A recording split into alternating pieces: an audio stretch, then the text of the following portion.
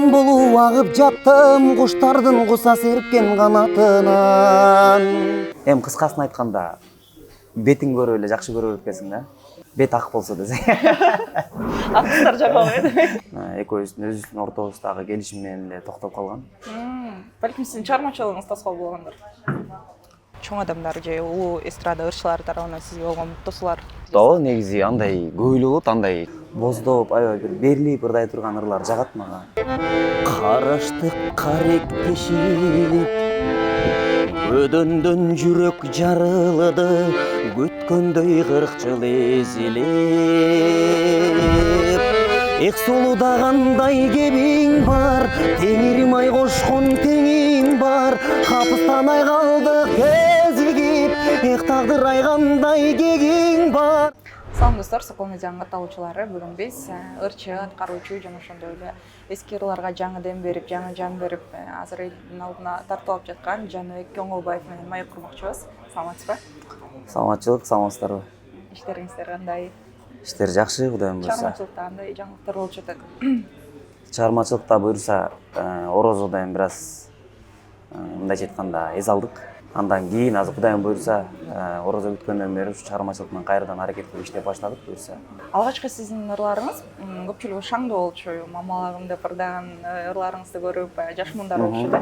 Анан акыркы убактарда эмнегедир эски ырларга жаңы дем берип, жаңы жан берип ырдап баштадыңыз. Буга түрткү эмне болду? Негизи ушул суроону көп угам да, көп жерге барганда. Себеп дегенде кимдир бирөө мүнөт айтат, бул ырлар сенин жашооңо байланыштуубу? Же ушундай бир жашооң ушул ыр сыяктуубу, сенин кайгылуубу деген сыяктуучу. Кудай сактасын, мен андай айткандан алысмын. Жашоо Кудайга шүгүр. Болгону мен өзүм ушундай лирикалуу ырларга, ушундай мазмундуу, аябай сөзү, обону ушундай бир боздоп, аябай бир берилип ырдай турган ырлар жагат мага. Кайгылуу ырларды, мазмундуу ырларды ырдаган жакшы көрөм деп калдыңыз. Негизи жашооңузда сүйгөн адамыңызга жетпей калган учур болду беле? Сүйүп көргөм, бирок жетпей калып, аябай өкүнүп калган эмесмин. Өзүбүздүн ортобуздагы келишим менен эле токтоп калган. Балким сиздин чыгармачылыгыңыз тоскоол болгондор. Билбейм, мен оюмча бир аз жашыраак болсом керек ал кезде. Андан сиздин өзүңүздүн жеке жашооңуз тууралуу кененирээк сүйлөшөлү. Кайсыл жердин кулунусуз? Кайсы мектепте окугансыз? Кайсы кесипти аркалап, кайсы окуу жайды бүтүргөнсүз? Жеке жашоо мен өзүм Талас областынан болом. Талас областы, Талас району, Кеңеш деген айылдан. Анан ошол өзүнүн айылда эле окуп бүткөм 9га чейин. 9ду бүтүп анан шаарга музыкальный Муспет айтылчу, азыр Таштан Эрматов атындагы колледж болуп калды.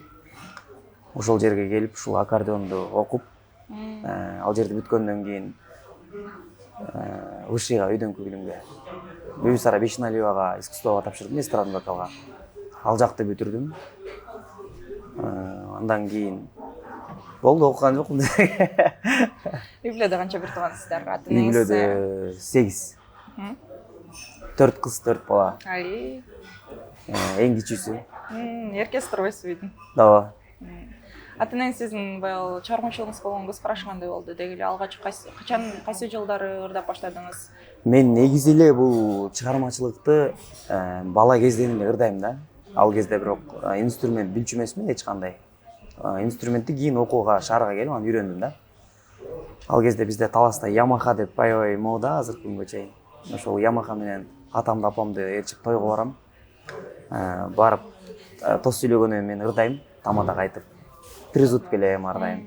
Анан мектептеги конкурстар, мектеп аралык, айыл аралык конкурстар болгондо мектептин атынан мен чыгырдачымын. Ошол мен эми ошол айылда жүргөн жалпы биринчиден ата-энеме, бир туугандарыма, анан кийин айылда ушу биздин тарбия берген аталарга, апаларга, агаларга, бир туугандарга дейин жалпы. Анан биздин мугалимдерге мен ыраазычылыгымды билдирем. Себеп дегенде бардык нерсе ушул тарбиядан го деп ойлойм. Себеп дегенде ким сага кандай жол көрсөтсө ошол жол менен кетесиң дейт го.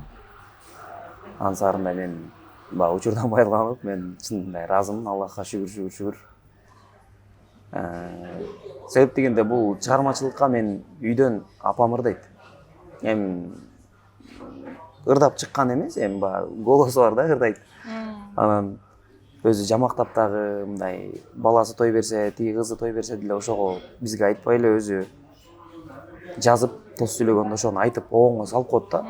Таң калыштуу. Анан байкелерим деле ырдайт, эжелерим деле ырдайт мындай. Анан эч ким ырдап чыккан эмес.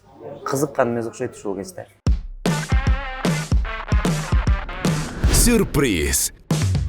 2 эсе көп интернет. Переходи на О тарифтеринде. Сенде дагы көбүрөөк мүмкүнчүлүктөр бар. Көбүрөөк баарлашуу. Көбүрөөк көрүү. Көбүрөөк ырахаттануу. Жазды О мобилдик оператор менен тосуп ал. Учурда үй бүлөлүк жагдайыңыз боюнча да айтып өтсөңүз, үйлөнгөнсүз. Өзүмдүнбү? Бойдокмун негизи. Ушу үйлөнүш керек болуп атат. Бардыгы бул буйруктан деп ойлойм мен. Албетте мен өзүм мындай жок, азыр үйлөнбөйм деп деле качкан жерим жок. Кудай буйруса, Кудай буйруп калса мынакей. Может эртеңби бүрсү күнү ушул жылы болуп калса деле мага жакшы. Бойдоктук жылдарыңыздын узарышы мурунку сүйгөнүңүз болгон сагынуудан келип чыккан жокпу? Жок, андай болгон жок. Себеп дегенде албетте мен жакшы көргөм. Ал кезде мындай кандай десем, жаш кезим экен, айттым го. Канча жашыңызда сүйлөштүңүз? 18-19 жаш кезимде го. Анан ошол кезде мындай көп нерсени талдап, ажыратып биле албайт экенсиң. Кийин ойлонуп көрүп, ошондо мындай турбаймынбы? Кыскасын айтканда, бетин көрүп эле жакшы көрө берет экенсиң да. Бет ак болсо десең. Ак кыздар жагабы? Мен карамын да анан ак кыздар десең. Тамаша, баягы түс мааниде айтканым да. Анан кийин азыр акыл калчап, үйдө апамдар эле айтып калат. Үйлөнөт деген ушкенде бирөөнү жетелеп келип ал, эртең кыйналба. Анан өзүм дагы ойлонуп, азыр баарына карайсың, сулуулук мындай неважно да. Өзүм окшогон эле мындай десең. Мисалга айтып берсеңиз, сиздин кыздар болгон типажыңыз кандай? Айтып берсең, аябай эле жакшы жагын айтып бересиң да. Мен мындай кыскача түшүндүрүп айтканда, аябай деле сулуу эмес, сулууну кызганып жүрүп, артынан туркап жүрүп, андай нерсе жакпайт мага. Өзүм деле болгон, орто эле, арык чырай. Кандай десем, анан ошол баягы азыр болуп калды го, мындай тең укуктуубуз деп эле мен деле кылагам муну дей берген, билбейм, мага андай мындай жагы бербейт да. Мен албетте мындай аябай ылдый баспайм келинчекти, албетте мен Кудайым буйруса менин кадыр баркыма жетсе, мени сыйласа, менин ата энемди мен жакты сыйласа, мен аны өзүн аябай сыйлайм. Анын дагы ата эне бир тууган ал тараптуу деп айтайын, мен да аябай сыйлайм. Кичипейил мен ошондоймун да, аракет кылып кой деп мындай тартынам. Анан сен деген аялсың, сен мындай деп айтпайм. Өзүмдүн мындай айтып келем постоянно, мындай девиз деп коебу, мындай ойлогон ой максатчы, мисалы ошону келечекте Кудай буйруса келинчегим ошол бирибизди түшүнүшүп, бирибиз менен мындай жакшы болуп жашасак, мен аны кармабайм, иштетем албетте. Ал деле адам да. Элестетиңиз, үйдө отура берсең кечке жин болуп калбайсың. Айтып өтсөңүз, 20 жашыңыздан бери үйлөнө тургансыз, ушул кызга үйлөнсө болот экен деген ой жаралган кыз болгон жокпу? Такыр 20 жашыңыздан кийин бир олуттуу көз карашта бир адам менен сүйлөшүп көргөн жоксузбу? Билбейм, мен чындык деле айта берейин, ошол 20 жаштагы сүйлөшүп жүргөн кыз менен биз канча жашымда баштадым мен? 18-19 жашымда сүйлөшүп баштадым да. Анан мындай көңүлүм калтырып коюптур да. Билбейм, мен баягы тарынгандай эмес, эркек болуп тарынгандык эмес, просто көңүл деген айтат го, көңүл калып калган адам уже канча аракет кылса да болбойт депчи. Ошондой нерсе калып калыптыр да менде. Ошол кыз менен сүйлөшпөй калгандан бери мындай сүйлөшүп көрдүм кыздар менен мындай. Бирок мындай серьезный мамиледе сүйлөшө алган жокмун. Азыр бар мындай серьезный мамиледе сүйлөшкөн кыз. Кудайым буйруса, бул да Аллах Тааланын буйругу. Ойлонуп, акыл калчап, талдап көрөйүн деген ой бар. Жаныбек мырза, маегибизди эшиктен таза абадан улантсак, Макул, болот. Айтып өтсөңүз, чыгармачылыкта деги эле бут тосуулар болот бекен, ушунча жылдан бери ырдап жүрөсүң. Сиз сахнага чыгаар алдында кандайдыр бир чоң адамдар же улуу эстрада ырчылары тарабынан сизге болгон бут тосуулар катталды беле? ооба негизи андай көп эле болот, андай чыгармачылыкта көп эле ырчыда мындайча айтканда баардык эле ырчыда болот го дейм. Себеп дегенде ошол эле азыр элибиздин жакшы жүрөгүнөн орун алып аткан Сирендерим ырына токтолсом болот ошол Сирендерим ырын деле ырдап чыккандан кийин аябай мындай фейк аккаунттар менен мындай соцсеттен аябай мындай сөгүнүп дагы аябай мындай ойго келбеген нерселер менен да жазгандар болду. Анан бул ырды деген бул ырдамак, анан сен ырдап салдың, ал минти ырдайын деп жүргөн, дегенде мындай деп жаңы карап алып мен өзүм күлкүм келет деп коебуз. Эми себеп дегенде бул ыр биринчиден ал ырдай турган баланыкы эмес. Экинчиден аны эч ким токтоткон жок, сен муну ырдаба деген жок. Кааласа Кыргызстанда болгон ырчы ырдаса болот. Бул себеп дегенде маркум Элмирбек Иманалиев агабыздын ыры. Ооба. Ошол себептен ким ырдаса дагы элибизге кандай жакса, кимдин аткаруусу деп айтайын. Элибиз аны өзү талдап, өз угарманы өзү уга берет да. Мен ага каршы эмесмин. Ошентип айтып, балким ошол ырчы ырдаганда ал ыр башкача болуп, мындай элибизге өтпөй калмак деп ойлойм да мен. Ар бир адамга ар кандай ырчы жагат, ар бир адамга ар кандай аткаруучу жагат да. Бир маектериңиздин биринде Максат мырзага дагы өзүңүздүн баягы капачылыгыңызды айтып өттүрсүз.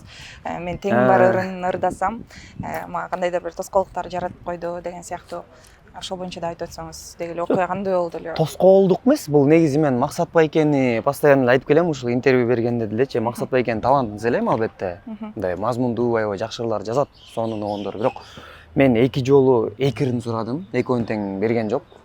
Бул ыр болду, ушул бойдон эле калсын, муну ырдабайбыз, ушул аткаруучу менен эле калсын деп. Биринчиси билбесиндей баскан деген ыр бар го. Сезимдешиме.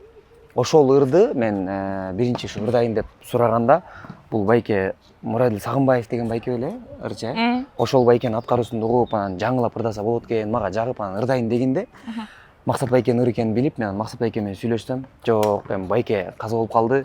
Ошол байкенин аткаруусу менен эле кала берсин. Мындан ары эч ким деле ырдабайт болду, ушу менен калат деп койду Максат Байке. Мен ишенип эле, мен ишенчекмин да.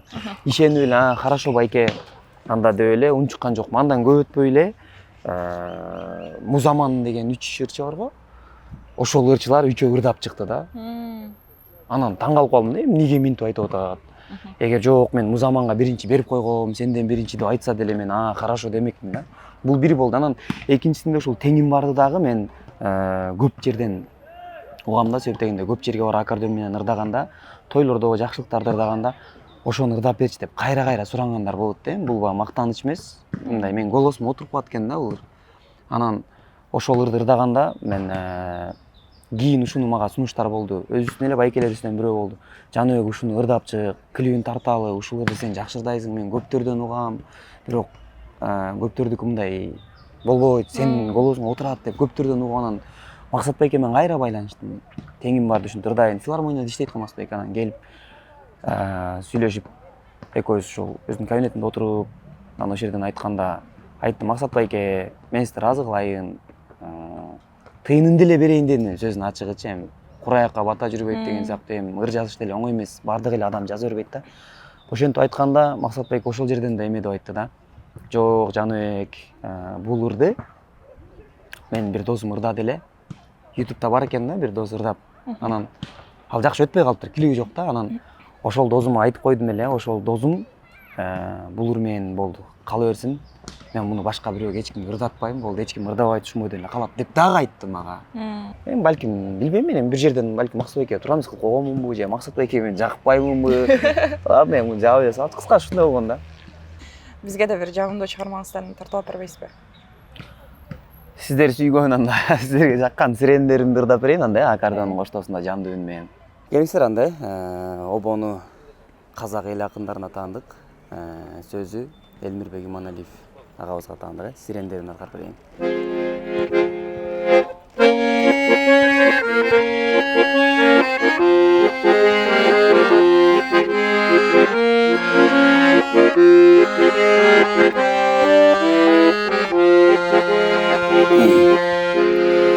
Өзүңдү таппай көптүн арасынан, жүргөндө айга албай жаратымдан, куюлуп арман болуп агып жаттым куштардын куса серпкен канатынан. Алдастайм ары бери жалгызмын жан көргөн жок аны дегим. Тиктетет кайра тигил көктөн тизилген каркыранын сабы менен. Көк жаштар көчө бойлоп агатуулам, көрө албай жалгыз сени арасынан. Атыңдын баш тамгасын тапчу болдум, талпынган куштун гана канатынан. Күйүттүн өзү өчсө да зарпы калар, билгендей махабаттын дартын алар. Атыңдын баш тамгасын көккө жазып, алыска учуп кеткен каркыралар. Күн батат, таңдар атат, агат суулар, күйүтүн өчүрө албай жараттуулар. Муңумдун баш тамгасын эске салып, муңайта бербегиле канаттуулар. Жаз келди жашыл жайып килемдерин, билгендей келбес жайга жибергенмин. Сирендер гүлүн ачса сени эстейм, сирендерим силер менин.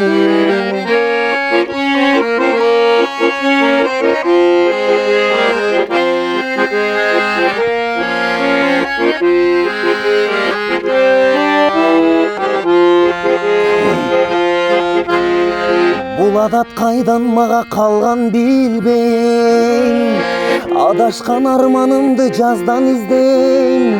Бирок сен жүрөгүмдүн жазы болдуң, түбөлүк калышыңды билер дедим. Сен эстеп жашай берем ойдо сонун, мен үчүн махабаттан артык орун. Сезбесмин көкүрөктө кайгы барын, сен болсоң уктатарым ойготорум. Көзгү өткөрүп жаздын сирендерин, жаштыктын жашап коюп ширин жерин. Муңайдым муңайбаска аргам барбы, мунарым муңарманым силер менин. Сирендер гүлүн ачса сени эстейм, сирендерим силер менин.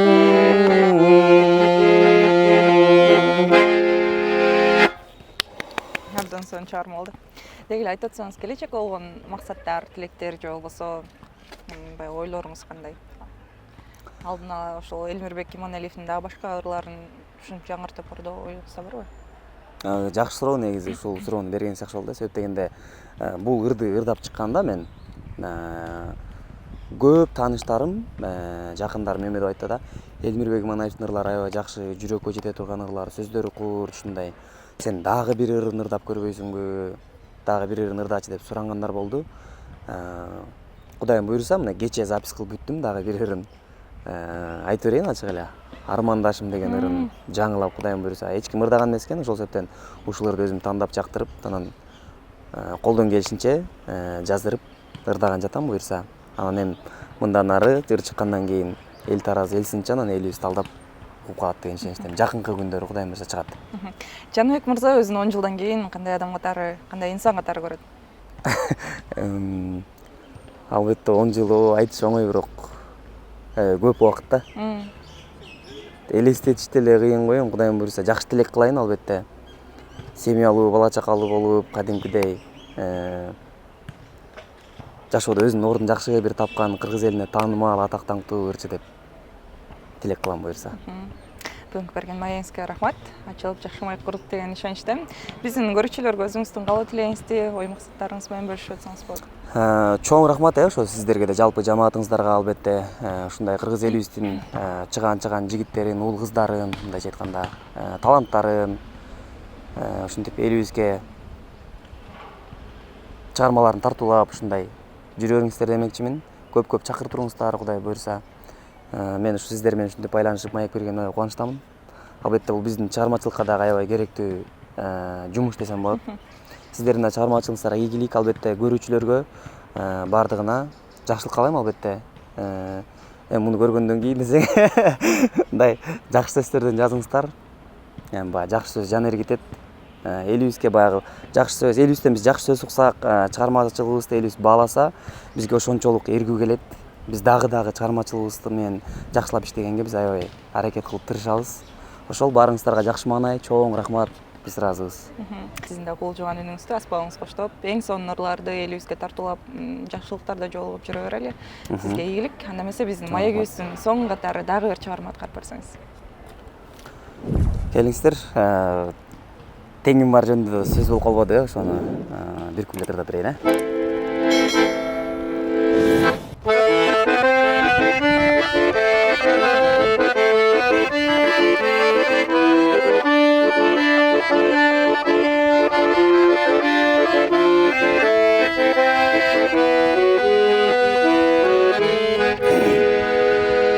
Капелет калдык кезигип, караштык каректешип, өдөндөн жүрөк жарылды, күткөндөй 40 жыл эзилеп.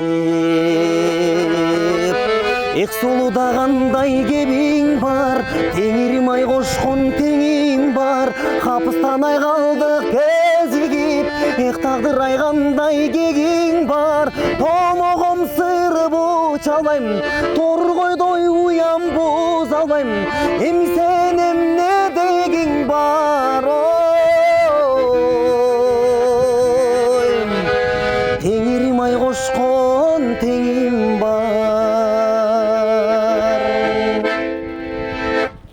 Чоң рахмат, сонун чыгармалуу. Саламаттаңыздар.